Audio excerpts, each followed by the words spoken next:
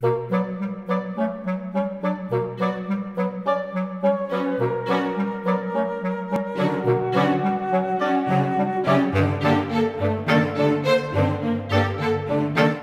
la troisième fois depuis 1970, Bordeaux reçoit le gouvernement français à la suite d'une attaque qui vient de l'Est, de la Prusse en 1970, de l'Allemagne en 1914. Des plans avaient été organisés les mois précédents pour accueillir le gouvernement si Paris était menacé de nouveau par une attaque allemande.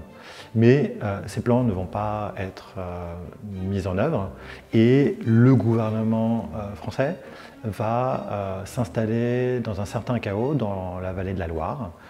Chaque des ministres sont logés dans des châteaux plus ou moins proches les uns des autres, avec des noms parfois proches, ce qui fait que certains ministres se trompent quand ils doivent se rendre à un conseil des ministres.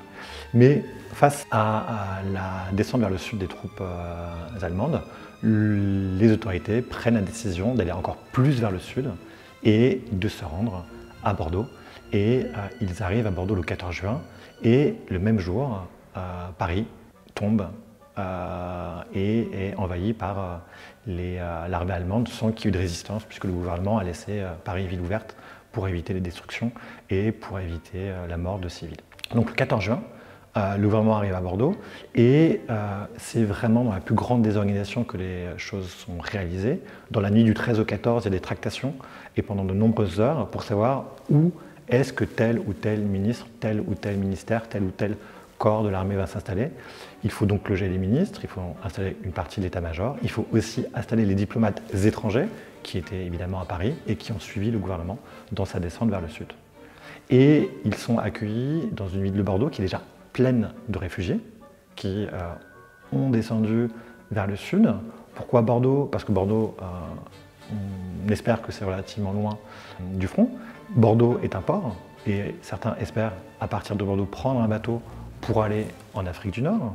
D'autres espèrent, les étrangers notamment, de Bordeaux prendre un bateau pour l'Angleterre, prendre un bateau pour les États-Unis et fuir la France et fuir la guerre. Celui qui est maire à l'époque est Adrien Marquet, qui est un ancien socialiste qui connaît une forte dérive vers la droite au cours des années 30, ce qu'on appelle les néo-socialistes, dont il est une figure de proue. Et Adrien Marquet va donc accueillir le gouvernement, des députés, des journalistes, et c'est à Bordeaux que le 16 juin, Paul Reynaud démissionne et que le vice-président du Conseil, qui est le maréchal Pétain, est nommé président du Conseil. Donc dans cette vitrine, on a un ensemble de documents qui montrent l'arrivée dans une certaine désorganisation du gouvernement à Bordeaux. Par exemple, vous avez une liste avec l'installation du gouvernement à Bordeaux, avec les différents ministères et les lieux où on va les placer. Et cette liste, dans les archives départementales de la Gironde, vous en avez différentes versions, parce qu'à chaque fois, en fonction des locaux qui sont disponibles, des amitiés ou des inimitiés, on place les personnes dans différents endroits.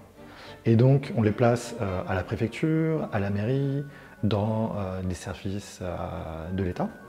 Et vous avez un autre document qui est très intéressant, rien que cette mention, 14 juin 1940, 3h45 du matin. C'est un document qui vient du cabinet du préfet de Gironde et qui explique l'arrivée de membres du cabinet du président du Conseil et l'état-major de l'armée pour installer le gouvernement. Et donc il y a un ensemble de questions logistiques qu'il faut régler, notamment les téléphones, pour assurer une bonne communication au sein du gouvernement, mais aussi vis-à-vis de l'armée qui est encore en train de combattre. Et on voit aussi ici des partis politiques, notamment le Parti radical, qui arrivent au cours de la nuit ou dans les jours qui suivent avec les archives. C'est-à-dire qu'on craint tellement que les Allemands s'accaparent les documents de l'État et qu'avec ces documents de l'État, ils puissent d'une part connaître les secrets de l'État et continuer l'action militaire, que certains amènent les archives de leurs organisations.